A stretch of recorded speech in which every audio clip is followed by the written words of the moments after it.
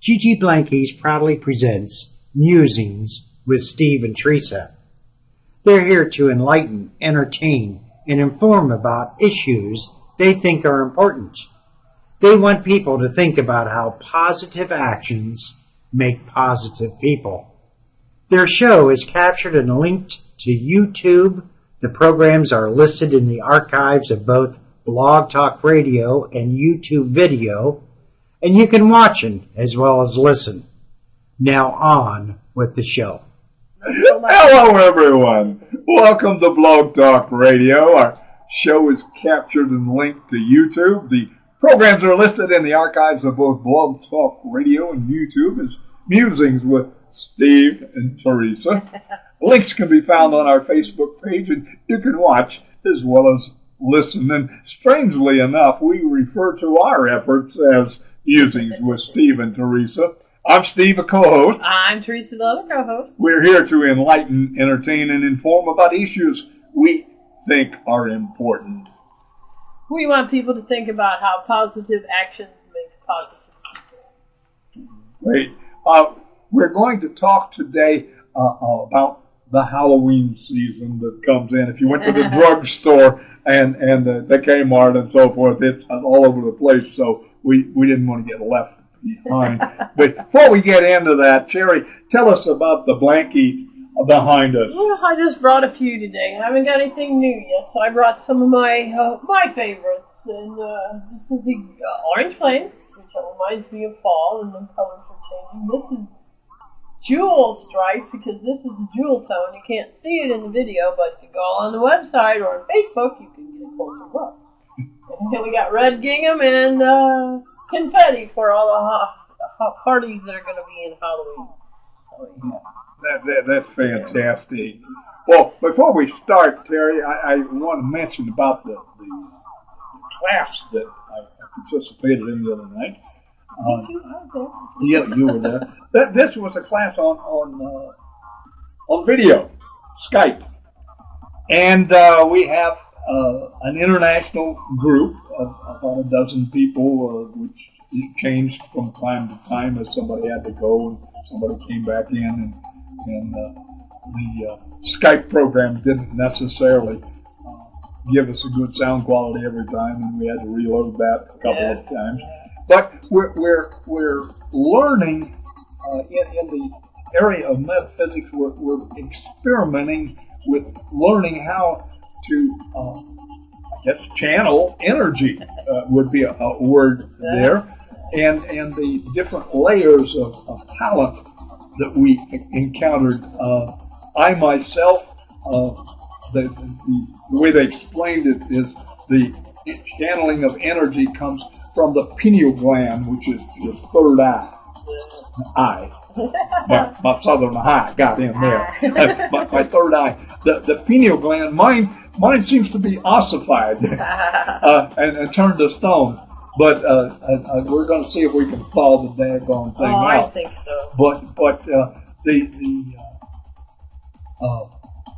visualization techniques that they use, it's amazing that you could take people from all over the world and play games with your mind.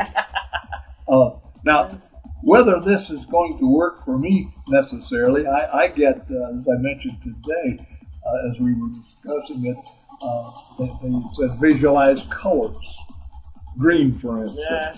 What I got was something a hell of a lot more pastel than your green, but I was glimmering around the edges. So altogether was a fascinating trip into an area that I've not pursued for any length of time, and we'll give you reports later on in our search for metaphysical techniques and information. We'll bring it up. We're going to talk today about Halloween. Terry did a lot of research there, and I'll let you kick off the program. All right. Well, Halloween seems to have become big business over the last, since I was a child. And the season starts out way too early nowadays. I mean, it used to be that you never, ever saw anything Halloween before the 1st of October. Now, I saw stuff in September, at the beginning of September. But it's like why is everybody so gung ho about Halloween? And, well, we went to go back and find some of their origins, and I found it in finding the origins of Halloween, you really got to look at who wrote the article or did the research, because some of the things were really slanted and biased and not very informative, other than somebody's opinion, and I thought that was interesting. But I did find that most people did agree that Halloween's origins come from the ancient Celtic festival of Samhain, which that's over 2,000 years ago. I mean, you're talking ancient history. And it was celebrated what they considered the New Year on November 1st. And, that day would mark the end of the summer. That would be about 6 weeks after the festival. After the harvest. The 30th it would be September, but the 21st would be when the sun the sun solstice, and then usually it was about 6 weeks after that they called their celebration. I don't know why, but 6 weeks seems to be a magic number. That's 40 days, so to speak, 6 weeks. Well, plants can grow, things can get harvested. Yeah. I mean, things get cured. For instance, they talk about 40 days and 40 nights in the Bible, but 6 7s are 42. That's 6 weeks. If you have a habit, if you can not do your habit for 6 weeks, you won't have it anymore. You can break a habit in 6 weeks. So, I hear that, so Pippi, you've finished smoking. Don't start again. Yes.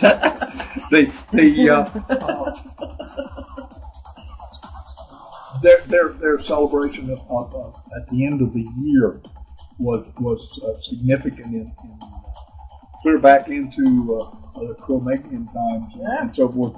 That was the end of the growing season, and we're going into the death season, and the world between the world between the existence and the dead world was open. The chaos reigned. The ghosts and the goblins got a story about that. One dark night, two men were walking home after a party and decided to take a shortcut through the cemetery just for laughs. Right in the middle of the cemetery, they were startled by a tapping noise coming from the misty shadows. And they trembling with fear, they found an old man with a hammer and a chisel tapping away at one of the headstones. And they said, "Oh boy, mister," one of them said after catching his breath, "you scared us half to death. We thought you were a ghost. What are you doing here so late at night?" And he says, "Oh, those doggone fools misspelled my name." It was a ghost. Got another story about a drunk. Guy fell in. They had dug a new grave in the cemetery, and the guy had been out drinking, and he was struggling home, and he fell into the open grave. And he was 6 foot deep, and he was not very well talented, and he tried climbing out of it, and he kept falling back in. And finally he said, "I'll just wait till morning when the grave diggers come." He was sobering up, and in a little while another drunk came by and fell in. And he too tried jumping and climbing, trying to get out. And the guy says, "You can't get out." But he did. He sprouted wings and flew. The Romans did some interesting things with... I like it when she does my jokes. The Romans did some interesting things with their celebrations. They assimilated. Yeah. As everything gets done over the centuries, the millennia, by 43 AD, the Romans had conquered the majority of the Celtic territory and lived there for like 400 years, and they started combining their festivals with the Celtic festivals. They had 2 festivals. They commemorate Feralia, I don't know if that's right, but it's a day in late October that they commemorated the passing of the dead. Here we have Halloween. It seems to be a great time for the dead to be out and about and people to remember them. And the second day they had was to honor Pomona, the Roman goddess of fruit and trees. The symbol of Pomona is the apple, which they kind of figured that's how we ended up with apples being involved in Halloween, bobbing for apples. Well, apples also were a harvest yield. Yeah, there would be lots of at apples. the end of the growing season. Yeah, so they're using everything they got. And then we got a few hundred years later, the Catholics step up and they decide to incorporate it with their All Saints Day, All Martyrs Day, whatever you want to say. It changed a few other things from different times to November 1st. It just goes on. They keep everybody that was in power kind of assimilated the Halloween to incorporate their own celebration. The tribes picked the particular season changes and so forth. You notice there's holidays every 3 months or so. Oh, right. And usually on the solstice. So when the conqueror comes in and these guys are having a gay old party on Friday night and Saturday and Sunday, then okay, fine, let's change the name and make let us join. Let us join. Everybody likes to, they kept going on and on until we get to America. When our Puritans said, no, we don't want any Halloween, but the other immigrants that were coming in said, no, we're going to have Halloween. Thank you very much. The 18th century Ireland, that would be 1700s. If you remember, they had a famine over there and a lot of people died. Yeah. I have conjectured this over a period of time, but being a Protestant, it's all Catholic fault. The Spanish went into South America, and the priests went into South America to convert the tribes, and they found potatoes. Looking for gold. They found potatoes, so they took potatoes back to Spain, and then from Spain they went to Ireland, and Ireland was a very impoverished nation at that particular time, and the potato was a boon to them. Right. And they grew potatoes, and they grew kids. Yeah. And they got a whole big population of people eating potatoes, and then they got the potato blight, and the potatoes died, and the people starved to death. See, and they left. It's the church's fault. It's the church's fault. But anyway, they came to America, and I had forgotten this. They didn't use pumpkins for Halloween. They carved up a turnip. A turnip, and we all know turnips aren't very big. Turnip. When they got to America, they found that the pumpkin did a much better job, and you could carve it a little bit better, and that's where the pumpkin got carving got done. Yeah, and now it's an art form. Yeah. Seeing what they can do with pumpkins. Yeah, don't about that. Oh, we found some obsolete rituals, since it was like the beginning of the year. Most of it had to do with young women finding their future husbands, and things like a matchmaker might bury a ring in her mashed potatoes, hoping to bring her true love to dinner to find it. In Scotland, fortune tellers recommended young eligible women name hazelnuts for each of her suitors and throw them into the fire. And the nut to burn to ashes rather than the popping or exploding, the story went, represented the girl's future husband. But in some places, it was just the opposite. So, who knows? And then another one is you ate something. 9 seconds. And there's another one about apple peels. You throw it over your shoulder and it's the initial of your lover.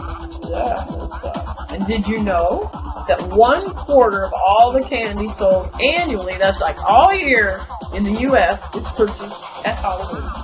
Now that I find absolutely amazing. Well, Hallmark is at its finest. The Brock and all the other people. It's yeah, we're running out of time. we run out of time. Anyway, we should all enjoy Halloween no matter what you think about it, where it came from, and we should have a great time. And And we can talk more about it next week, too, if you want. It's Halloween all month long. Yeah. Well, today we presented a group of stories and opinions, and without script for the most part. Some are weird, some are even funny. Maybe they are to you as they were to us. No attempt that was made at education. Our intent was to amuse and entertain, and we hope you find our offering amusing. I do. The program is archived at Blog Talk Radio, captured and archived for YouTube Radio, and linked to our Facebook. Comments are welcome. We intend to stimulate your thinking, prod your mind into new channels, pump up your interest in life. Rebuild your enthusiasm. We join us as we investigate, evaluate, and participate. Be a part of the solution, not part of the problem. We'll see you next week. Thank you for listening to our broadcast, and we'll be back with different viewpoints next Tuesday. I'm Steve. I'm Teresa. Thank you for listening. Gigi Blankies, thank you for listening to the podcast today. This program is archived at Blog Talk Radio, captured and archived for YouTube video, and linked to Facebook as Musings with Steve and Teresa. Think positive, be positive, live positive, and enjoy.